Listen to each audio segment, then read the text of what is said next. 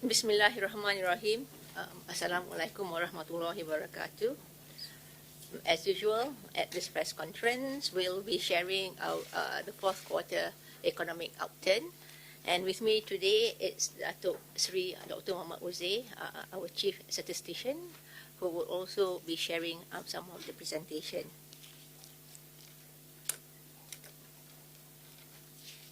GDP growth across major and regional economies expanded at a modest pace in the fourth quarter of 2019.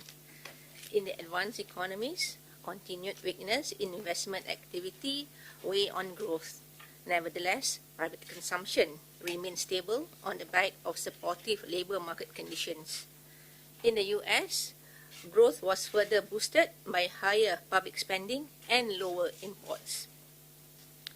In the regional economies, growth improved on account of a mild recovery in exports. Fiscal and monetary stimulus also provided some support to domestic demand.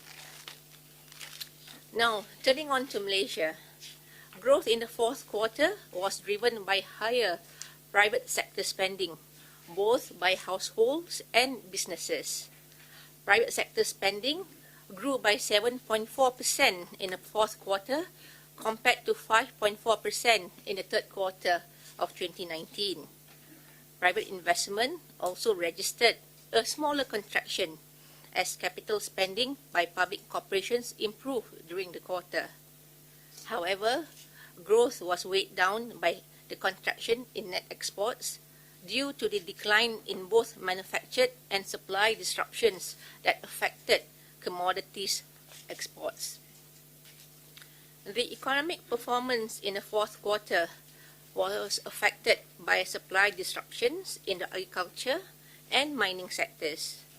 In agriculture, oil palm production contracted due to the severe dry weather conditions and cutbacks in fertilizer application earlier in the year. In mining, natural gas production declined following temporary facility closures, while crude oil production gradually recovered from major maintenance work in the previous quarter. It remained in contraction. Let me now invite Datuk Sri Dr. Muhammad Uzair to announce Malaysia's fourth quarter GDP growth. Thank you, Governor. As a result of supply disruption in the agriculture and mining sectors, growth of Malaysian economy moderated to 3.6% in the fourth quarter of 2019. This brings the overall growth for the year 2019 to 4.3%. On the supply side, growth in the fourth quarter was supported by stronger services sector activities following firm consumer-related spending. The manufacturing sector grew by 3%, with lower E&E production growth and spillover from disruption in the commodity sector. The construction sector recovered due to strong growth in the civil engineering and the turnaround in the residential subsector. The contraction in the mining sector was smaller due to a lower decline in oil production. Meanwhile, the agriculture sector contracted as oil palm production was affected by severe dry weather conditions and fertilizer cutbacks in the early part of 2019. Thank you, Datuk Sri. On the demand side, private consumption grew strongly by 8.1% during the quarter. Growth was supported by sustained spending on necessities such as food and transportation, as well as leisure-related spending, such as restaurant and hotels and recreational services. Household spending during the quarter was underpinned by positive income and employment growth amid modest inflationary pressures. Private investment registered a stronger growth of 4.2% in the fourth quarter of 2019. Growth was mainly supported by improvements in structured investments, particularly in the civil engineering and residential segments. Ongoing investments and expansion in facilities in the services and manufacturing sectors underpin private investment growth during the quarter. On the external front, Malaysia's gross export contracted further by 3.3%. Malaysia's diversified export base helped to partly offset the impact of weaker E&E and mineral exports amid positive growth in non-E&E exports. Gross import growth recorded a smaller contraction of 4%, due mainly to a positive turnaround in intermediate imports and smaller decline in capital imports. The current account surplus of the balance of payments amounted to 7.6 billion ringgit, or 2% of GNI in the fourth quarter. The primary income account registered a larger deficit of 15.7 billion ringgit, arising from higher investment income accrued to foreign firms. The services account registered a larger deficit of 4 billion ringgit, following lower tourist arrivals and spending during the quarter.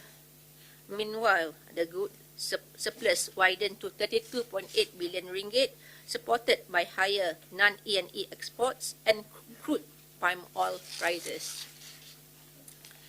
Overall, the Malaysian economy grew by 4.3% in 2019.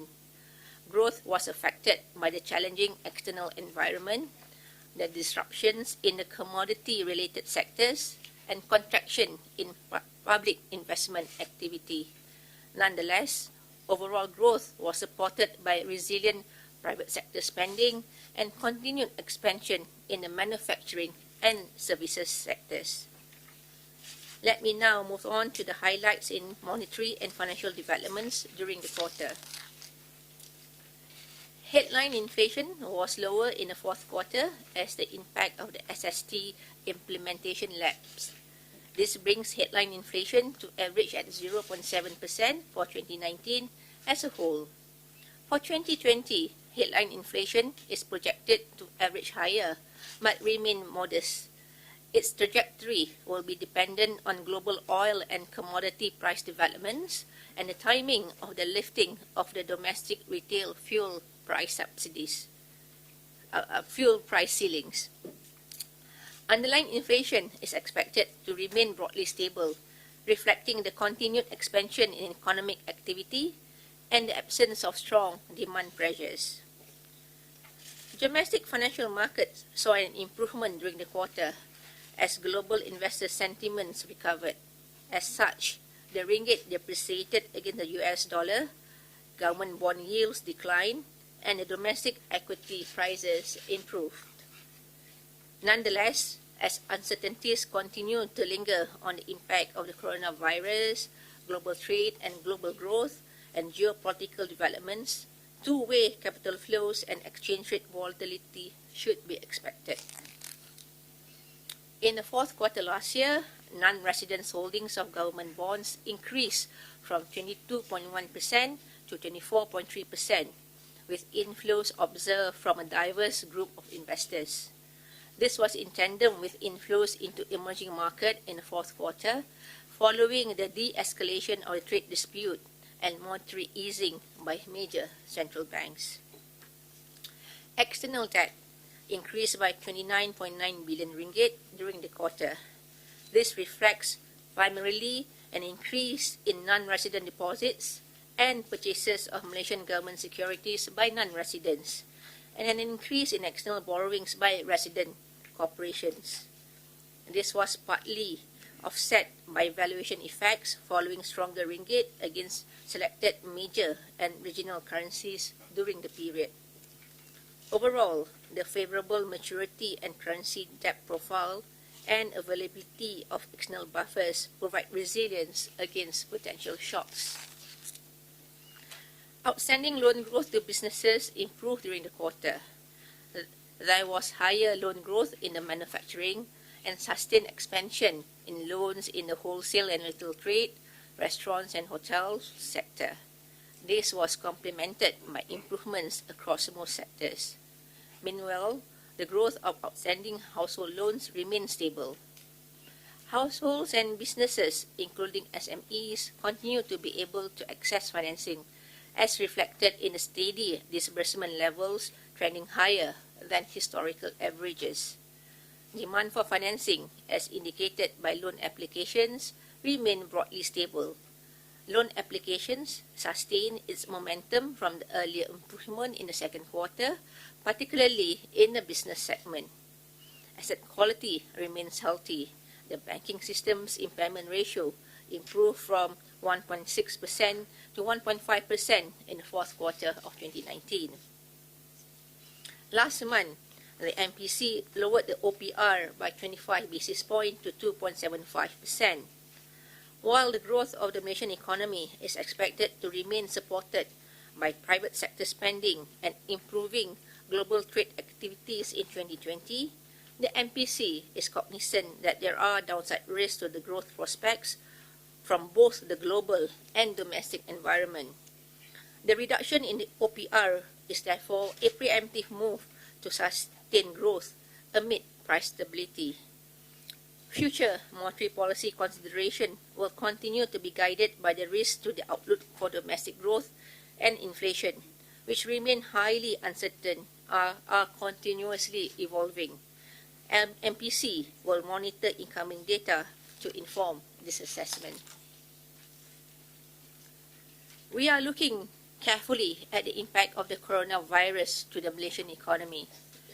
As the situation is still evolving, the magnitude of the impact will depend on how widespread and prolonged the outbreak is and the policy responses in respective countries. We expect the outbreak to affect growth, particularly in the first quarter of 2020. The effect will be felt largely in tourism-related sectors and to a smaller extent the manufacturing sector due to the factory closures in China. A range of measures has been announced by the financial industry to assist those affected by the coronavirus outbreak. Some financial institutions have announced a moratorium or temporary relief from financing repayments for businesses impacted in order to give them breathing room to revive their businesses. Affected businesses should approach their financial institution early to reschedule or restructure their financing to ease their cash flow issues. Additionally, the insurance and takaful operators have announced that their policy holders will be covered for hospital admissions and treatment related to the coronavirus. While the domestic economy will be affected by the coronavirus in the immediate term, the Malaysian economy in 2020 will be underpinned by, firstly, continued private sector spending supported by stable labour market conditions and a gradual improvement in investment activities.